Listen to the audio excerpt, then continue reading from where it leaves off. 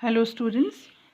In the last video we discussed how an experiment is conducted. We discussed an example of experiment, and I hope you must have understood that, and now you know how it is done. A basic experiment we had discussed in the last video, in which I told you that there are three types of variables: independent variables, dependent variable, and control variable, which are taken care of. And then there are two groups of subjects which are made.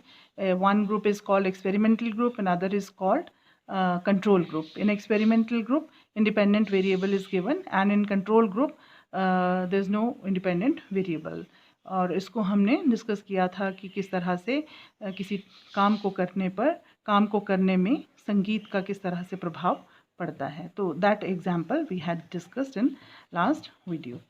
So in continuation with that, we'll discuss some more aspects of experimental method in this video. So here you can see the design of an experiment, how an experiment is designed. So it is about it's like a blueprint of the experiment. जो हमने पहले discuss किया है example of experiment, उसी का एक diagrammatic flow chart है एक तरह से. तो सब्जेक्ट सिलेक्ट कर लिए सबसे पहले एक्सपेरिमेंटर ने. उसके बाद उन सब्जेक्ट्स को दो ग्रुप में डिवाइड कर दिया. One is experimental group, another is CG, that is control group. अब दोनों ग्रुप्स की जो एक्सपेरिमेंटल कंडीशंस थी वो सेम रखी गई. सो experimental conditions for both the groups are kept same, that is एक जैसा उनके लिए माहौल रखा गया. दोनों को अगर लैब में टेस्टिंग कर रहे हैं, एक्सपेरिमेंट कर रहे हैं, तो लैब में उनको दोनों को बिठाया गया और वहाँ पर ही एक्सपेरिमेंट कंडक्ट किया गया. तो अंडर सिमिलर कंडीशंस, जैसा एक ग्रुप के साथ जो कंडीशंस थी वही उन्हीं परिस्थितियों में दूसरे ग्रुप को रखा गया.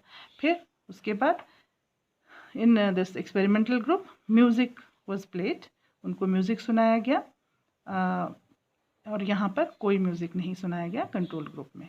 और म्यूज़िक क्या है? इंडिपेंडेंट वेरिएबल है, इसलिए इंडिपेंडेंट वेरिएबल जो है इसमें डाला गया और यहाँ पे there was no म्यूज़िक या no independent variable.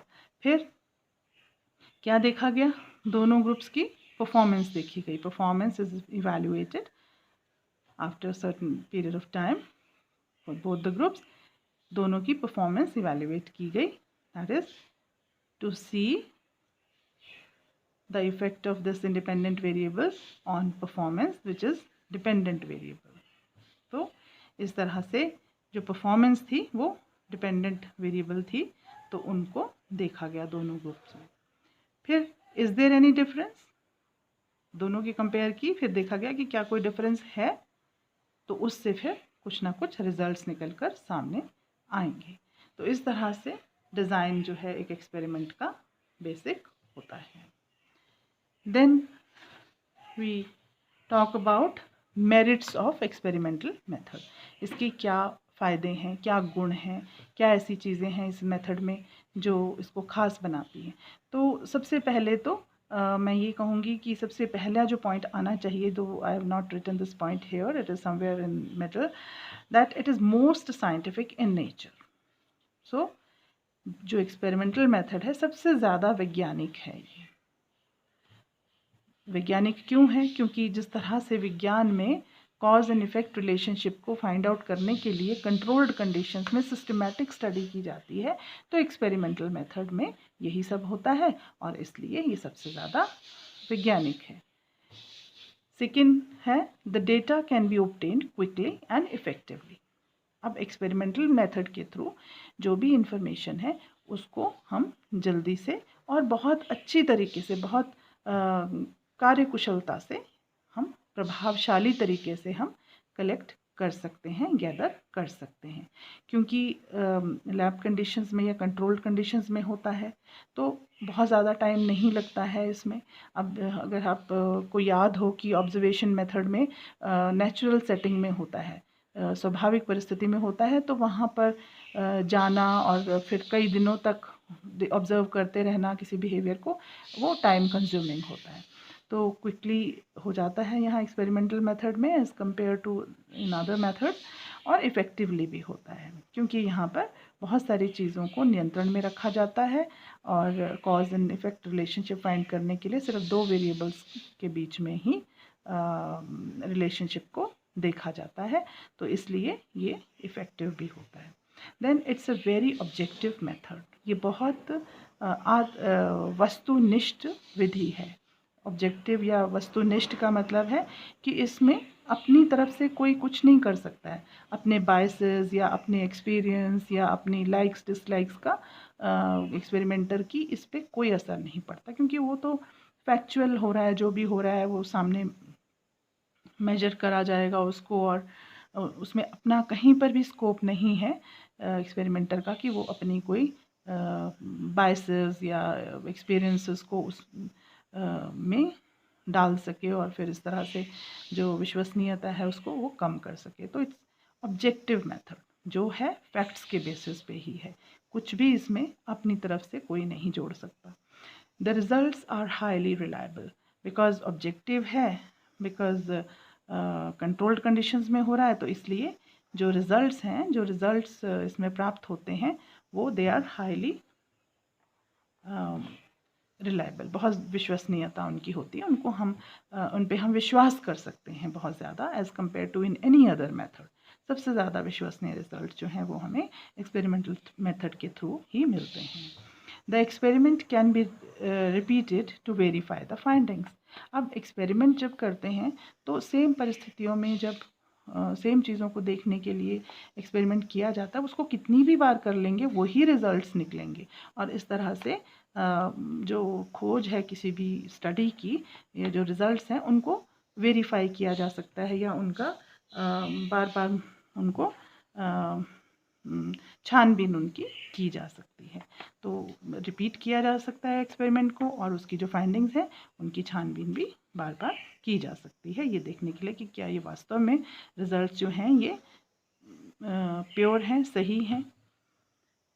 Then the conditions are controlled to increase reliability. अब यहाँ पे कंट्रोल जो है वो रहता है डिफरेंट कंडीशंस पे, एक जैसी परिस्थितियाँ उत्पन्न की जाती हैं, लैब के अंदर हैं तो वहाँ सारी चीज़ें कंट्रोल्ड होती हैं, कोई नॉइज़ नहीं है, कोई और किसी का इंटरफेरेंस नहीं है किसी भी चीज़ का, सिर्फ वही वेरिएबल्स जो हैं हम रख रहे हैं सामने, जिनके बीच में हमें रिलेशनशिप फाइंड आउट करना है। बाकियों को हमने कंट्रोल कर लिया है, कंट्रोल्ड वेरिएबल्स की बात हमने पहले की है, एज है, जेंडर है, एजुकेशनल लेवल है, मेंटल लेवल, इंटेलिजेंस लेवल है, वो सारी चीज़ें जो है कंट्रोल हैं। तो हर चीज़ जो है यहाँ पर काफ़ी हद तक कंट्रोल होती है, इसलिए प्योरिटी ऑफ रिजल्ट्स ज़्यादा होती है, विश्वसनीयता ज़्यादा होती है। Then it explains cause and effect relationship very effectively, क्योंकि सिर्फ 2 वेरिएबल ही जो हैं वो प्योरली उन्हीं का रिलेशनशिप जो है वो देखना इसमें संभव हो पाता है, इसलिए जो रिजल्ट्स हैं जो वो सही तरीके से कॉज एंड इफ़ेक्ट को, कि ये कारण है और ये इसका प्रभाव है। संगीत की वजह से परफॉर्मेंस अच्छी होती है, बुरी होती है, कोई फ़र्क नहीं पड़ता, उस तरीके की चीज़ें जो है कॉज एंड इफ़ेक्ट रिलेशनशिप जो है उनको बहुत अच्छे तरीके से इसमें ढूंढा जा सकता है इस मेथड के through. Then human behaviour can be predicted through this method, क्योंकि कॉज एंड इफेक्ट रिलेशनशिप जब हमें पता चल गया किसी चीज़ का, तो उसके बाद हम उसका पूर्व कथन कर सकते हैं, पूर्वानुमान लगा सकते हैं कि ऐसा करने से ऐसा होगा, तो अगर जब ऐसी ऐसी परिस्थितियाँ होंगी तो व्यक्ति जो है या ह्यूमंस जो हैं इस तरीके से रिएक्ट करेंगे, इस तरह से रिस्पॉन्ड करेंगे। तो ह्यूमन बिहेवियर को प्रेडिक्ट किया जा सकता है through the results of this method. तो जितनी भी रिसर्च हुई है साइकोलॉजी के क्षेत्र में, जो थेरीज बनी हैं, जो हमारे सामने इतनी इतनी बड़ी बड़ी बुक्स हैं, रिसर्चेस पब्लिश होती हैं, वो सारी जो हैं वो प्रेडिक्शन का ही काम करती हैं, कि वो लॉज बन गए हैं, वो नियम बन गए हैं साइकोलॉजी के, और जिससे कि हम ह्यूमन बिहेवियर को प्रेडिक्ट कर सकते हैं। देन इसका जो एप्लीकेशन है, it has wide application in different branches of psychology. Psychology की जितनी भी ब्रांचेस हमने स्कोप ऑफ साइकोलॉजी में डिस्कस किया था, उन सभी में इसका एप्लीकेशन है। हर जगह इसको इस्तेमाल किया जा सकता है। उसके अलावा इंटेलिजेंस है, पर्सनालिटी है, लर्निंग है, मेमोरी है, अटेंशन है, एटीट्यूड्स हैं, सेंसेशन है, परसेप्शन है, मोटिवेशन है, ये जितनी भी साइकोलॉजिकल फिनोमिना हैं, इन सब में एक्सपेरिमेंटेशन का बहुत रोल है। और जो भी इन सब फील्ड्स में रिसर्च हुई है वो एक्सपेरिमेंटल मेथड के थ्रू ही हुई है। तो इस तरह से it is seen that it has wide application in different branches of psychology and in testing different concepts of psychology. तो इंटेलिजेंस का मतलब हो गया बुद्धि, व्यक्तित्व, अधिगम, स्मृति, अवधान, देन एटीट्यूड्स या अभिवृत्तियाँ, देन सेंसेशन या संवेदना, परसेप्शन या प्रेक्षण, perception is what you call, perception होता है किसी चीज़ को अंडरस्टैंड करना, सो परसेप्शन, देन मोटिवेशन या प्रेरणा, इन सब चीज़ों में एक्सपेरिमेंटल मेथड का रोल है।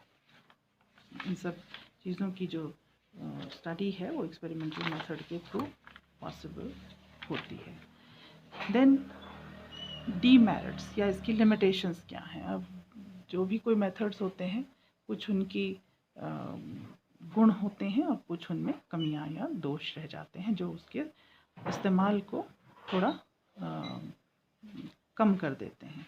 तो उसी तरह से जैसे हमने ऑब्जर्वेशन मेथड की बात की थी जब, तो वहाँ पर भी हमने मेरिट्स एंड लिमिटेशंस की बात की थी। तो यहाँ पर भी इस मेथड की हालांकि बहुत ज़्यादा मेरिट्स हैं और इसी की वजह से साइकोलॉजी जो है अपने आप को साइंस के रूप में इस्टेब्लिश करने में सफल हुआ है, लेकिन उसके बावजूद भी कुछ एक चीज़ें हैं जो इसकी लिमिटेशंस कही जा सकती हैं। जैसे the study conditions are artificial and controlled which can affect natural responses and reliability of the study. जो स्टडी होती है एक्सपेरिमेंटल मेथड में वहाँ पर जो कंडीशंस होती हैं वो नेचुरल नहीं होती जैसे कि ऑब्जर्वेशन मेथड में थी, और कंट्रोल्ड भी होती हैं, नियंत्रित होती हैं, बहुत सारी चीज़ों पे नियंत्रण होता है। तो एक तरह की आर्टिफिशियलिटी जो है वो आ जाती है जो नेचुरल रिस्पॉन्सेस को प्रभावित कर सकती हैं और उसकी वजह से विश्वसनीयता जो है स्टडी की वो कहीं ना कहीं कम भी हो सकती है। तो जैसे आपने लैब कंडीशंस में दो समूहों को आपने बिठा दिया लैब में, 1 बाय 1 आप उनको टेस्ट कर रहे हैं या उनके ऊपर उस तरह का एक्सपेरिमेंट कर रहे हैं जो एक ग्रुप में आपने संगीत को इंट्रोड्यूस किया दूसरे में नहीं किया, उस तरह से। तो जब हम इस तरह से कर रहे होते हैं तो कई बार जो व्यवहार होता है जो सब्जेक्ट्स का वो प्रभावित होता है। आर्टिफिशियल एक व्यवहार उनका उस समय उत्पन्न हो जाता है क्योंकि उनको पता है कि उनको देखा जा रहा है, उनके ऊपर कुछ निगरानी रखी जा रही है या कुछ एक्सपेरिमेंटेशन हो रही है। तो इसकी वजह से कहीं ना कहीं ये देखने में आता है कि आर्टिफिशियल बिहेवियर जो है होने की संभावना रहती है सब्जेक्ट्स का, और जो नेचुरल रिस्पॉन्सेस होते हैं वो कहीं ना कहीं प्रभावित होते हैं और इसकी वजह से कभी कभी जो विश्वसनीयता है स्टडी की वो प्रभावित हो सकती है या वो कम हो सकती है। Then every human behaviour can not B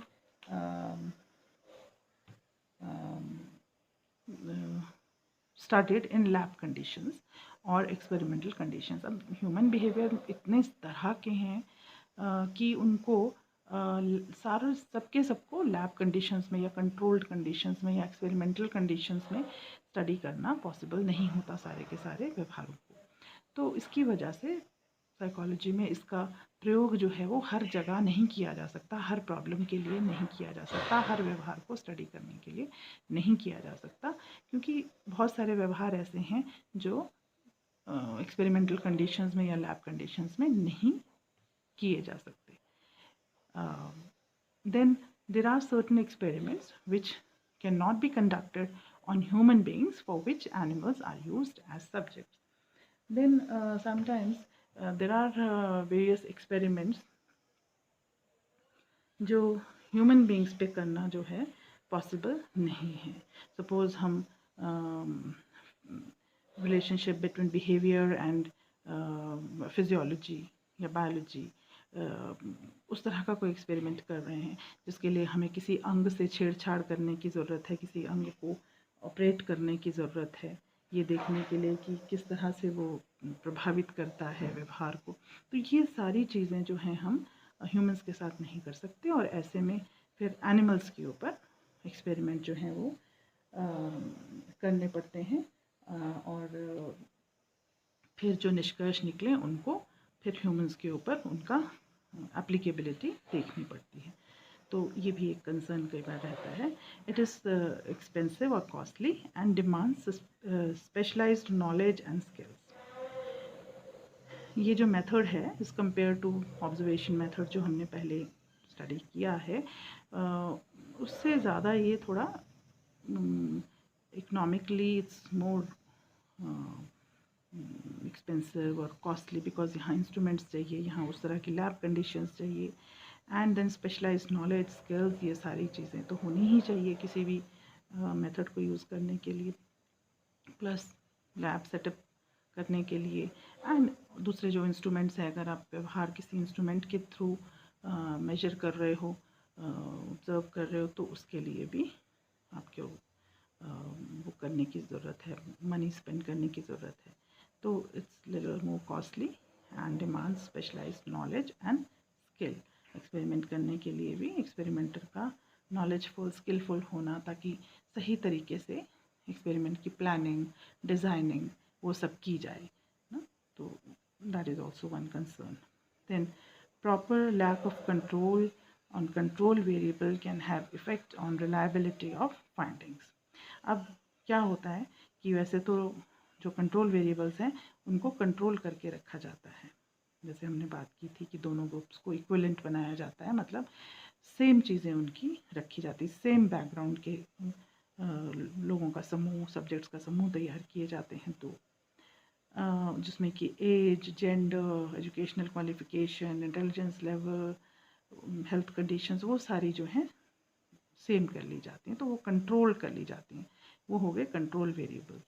तो अगर उनको ठीक से कंट्रोल नहीं किया जाए, सपोज़ कोई चीज़ें ऐसी रह जाएं कि एक ग्रुप में कोई चीज़ है दूसरे में नहीं है, कंट्रोल वेरिएबल्स को ठीक से कंट्रोल अगर नहीं किया गया तो जो रिज़ल्ट्स हैं वो प्योर नहीं होंगे, रिलायबिलिटी ऑफ फाइंडिंग्स जो है वो प्रभावित होगी, क्योंकि फिर हम ये नहीं जान सकेंगे कि ये जो है ये इन दोनों वेरिएबल के इंडिपेंडेंट और डिपेंडेंट वेरिएबल के बीच का ही रिलेशनशिप है या कोई और भी इसमें फैक्टर रोल प्ले कर रहा है अपना.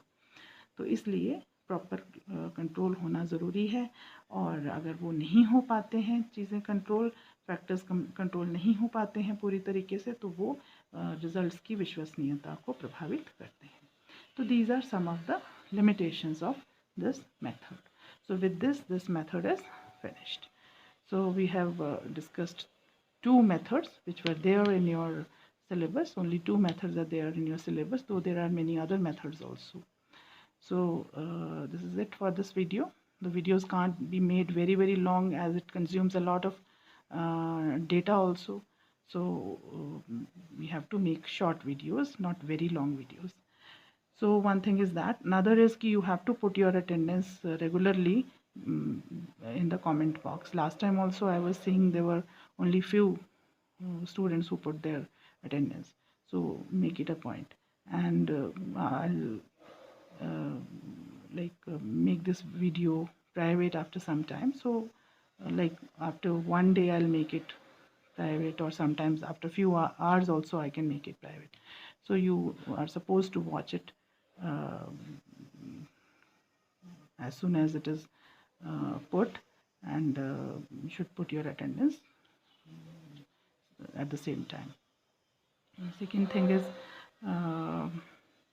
sometimes it takes a long time to upload the video, so it can be delayed also. So whenever the video will be uploaded, you will get the